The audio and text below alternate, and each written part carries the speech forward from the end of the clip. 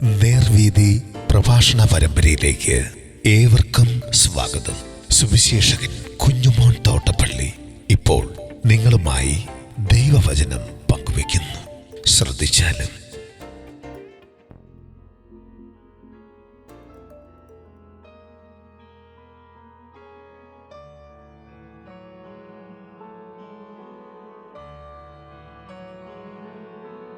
എൻ്റെ ആടുകൾ എൻ്റെ ശബ്ദം കേൾക്കുന്നു. ദൈവനാമത്തിന് മഹത്വമുണ്ടാകട്ടെ. യോഹന്നാൻ സുവിശേഷം 10-ാം അധ്യായത്തിൻ്റെ 1 മുതൽ 5 വരെ ഞാൻ വായിക്കുന്നത് ശ്രദ്ധിച്ചാലും. ആമേൻ ആമേൻ, ഞാൻ നിങ്ങളോട് പറയുന്നു, ആട്ടിൻ തൊഴുത്തിൻ വാതിലിലൂടെ കടക്കാതെ വേറെ വഴിയായി കടക്കുന്നവൻ കള്ളനും കവർച്ചക്കാരനും ആകുന്നു. വാതിലിലൂടെ കടക്കുന്നവനോ ആടുകളുടെ ഇടയനാകും. അവൻ വാതിൽ കാവൽക്കാരൻ തുറന്നു കൊടുക്കുന്നു. ആടുകൾ അവൻ്റെ ശബ്ദം കേൾക്കുന്നു. തൻ്റെ ആടുകളെ അവൻ പേർ ചൊല്ലി വിളിച്ച് പുറത്ത് കൊണ്ടുപോകുന്നു. തനിക്കുള്ളവയൊക്കെയും പുറത്തു കൊണ്ടുപോയ ശേഷം അവൻ അവയ്ക്ക് മുമ്പായി നടക്കുന്നു. ആടുകൾ അവൻ്റെ ശബ്ദം അറിഞ്ഞ് അവനെ അനുസരിക്കുന്നു. അന്യന്മാരുടെ ശബ്ദം അറിയായതുകൊണ്ട് അവ അന്യനെ അനുഗമിക്കാതെ വിട്ടോടിപ്പോകും. ഈ സാദൃശ്യം യേശു അവരോട് പറഞ്ഞു. എന്നാൽ തങ്ങളോട് പറഞ്ഞത് എന്ന് അവർ ഗ്രഹിച്ചില്ല.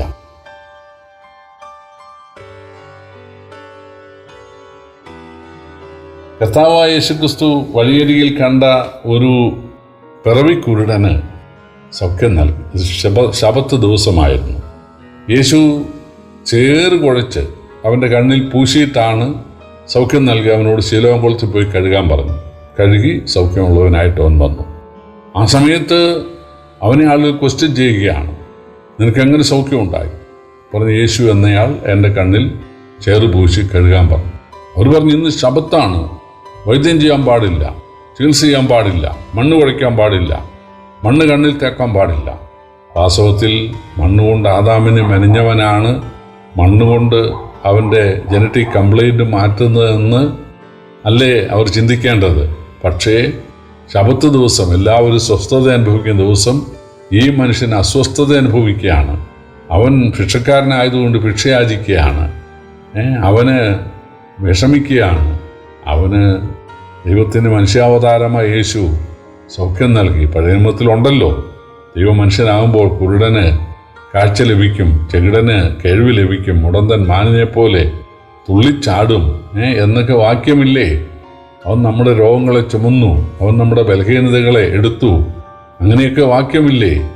അപ്പോൾ ഇതുപോലെ സൗഖ്യങ്ങൾ നൽകുന്നു രോഗികൾക്ക്, കുരുടന്മാർക്ക്, ചെകിടന്മാർക്ക്, മുടന്തന്മാർക്ക്, ചന്ദ്രരോഗികൾക്ക്, മാനസിക രോഗികൾക്ക്, കുഷ്ഠരോഗികൾക്ക് ഒക്കെ സൗഖ്യം നൽകുന്നു. അപ്പോൾ തീർച്ചയായിട്ടും അത് ദൈവത്തിൻ്റെ മനുഷ്യാവതാരമാണ് എന്ന് വേണമെങ്കിലൊന്ന് ചിന്തിക്കാം.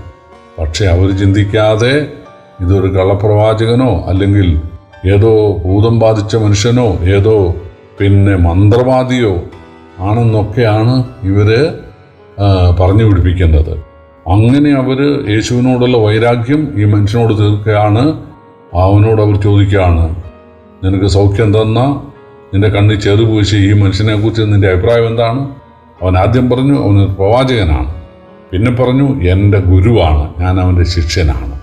അതിനുശേഷം അവർ അവനെ തള്ളിക്കളഞ്ഞപ്പോൾ യേശു അവൻ്റെ അടുക്കൽ ചെന്ന് ചോദിച്ചു, നീ ദൈവപുത്രനെ വിശ്വസിക്കുന്നു?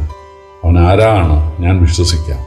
നിനക്ക് സൗഖ്യം തന്ന, നിന്നോട് സംസാരിക്കുന്ന ഞാൻ തന്നെയാണ് ദൈവത്തിൻ്റെ മനുഷ്യാവതാരം, ദൈവപുത്രൻ, ഞാനാണ് രക്ഷിതാവ്.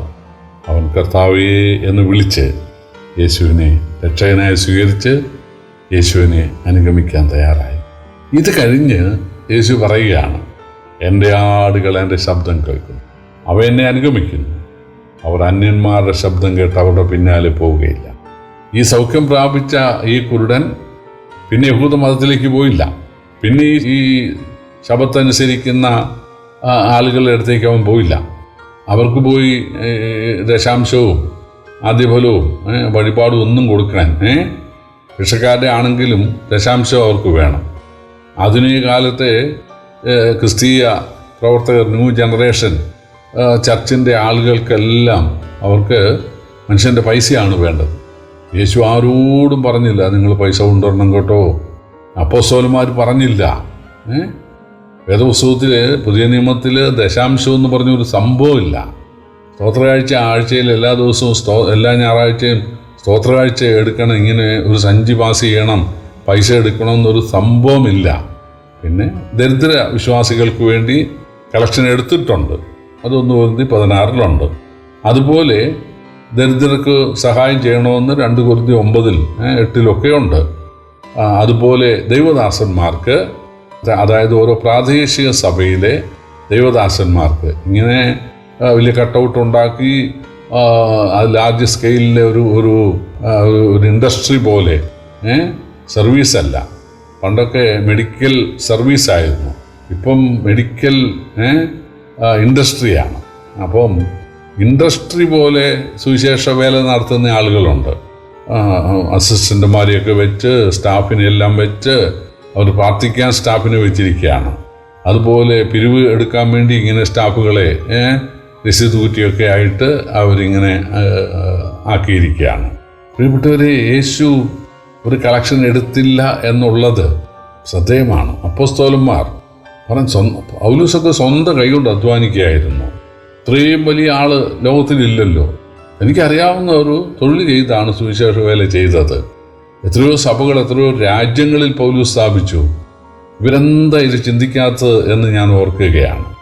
ഈ പരീശന്മാർ, ശാസ്ത്രിമാരുമായ ആളുകൾ, അവർക്ക് വേണ്ടത് എന്താണ്? എല്ലാവരും അവരുടെ അടുക്കൽ ചെല്ലണം, ദശാംശവും ആദ്യഫലവും വഴിപാടുകളും ഒക്കെ അവർക്ക്, അതുകൊണ്ട് അവർ തിന്നു കൊടുക്കുകയാണ്.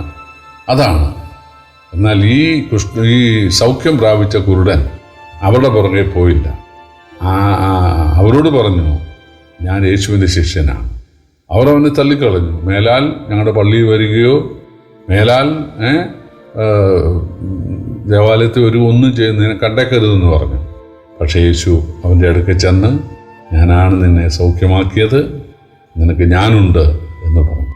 അവൻ പറഞ്ഞു, ഞാൻ അങ്ങേ അനുഗമിക്കും. അപ്പോഴാണ് യേശു പറഞ്ഞത്, എൻ്റെ ആടുകൾ എൻ്റെ ശബ്ദം കേൾക്കുന്നു. അവർ കള്ളന്മാരുടെയും കവർച്ചക്കാരുടെയും ശബ്ദം കേൾക്കുകയില്ല. എൻ്റെ ആടുകൾ, അവരെ തീർച്ചയായിട്ടും എൻ്റെ പിന്നാലെ വരും. ഞാൻ അവർക്ക് ഉണ്ട്, ഞാൻ അവരെ സഹായിക്കും. യേശു രൂപം പറഞ്ഞു, കാണാതെ പോയ ആടിനെ, ഒറ്റയാടിനെ 99 മരുഭൂമി വിട്ടിട്ട് ഇടയനെ അന്വേഷിച്ചു പോകുന്നു. കണ്ടുകിട്ടിയാൽ തോളിലേറ്റി വീട്ടിലെത്തുമ്പോഴേയും ചുമക്കുവെന്നാണ്. പ്രിയപ്പെട്ടവരെ, ലോകത്തിലെ മനുഷ്യരൊക്കെ കാണാതെ പോയ, ദൈവസന്നിധിയിൽ നിന്നും കാണാതെ പോയ, ഏത് സമയത്തും പിശാചിനാൽ അല്ലെങ്കിൽ മരണത്താൽ മാറ്റപ്പെടാവുന്ന അവസ്ഥയിലുള്ളവരാണ്.